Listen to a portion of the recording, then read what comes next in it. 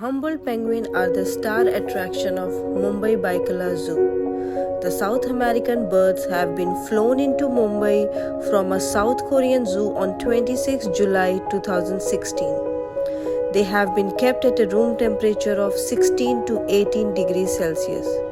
Official says Humboldt penguin do not need a freezing temperature of 4 to 25 degrees Celsius. India's first ever Humboldt penguin was born on 15th August 2018. Stay tuned and enjoy the penguin with us. Some of the details are in description.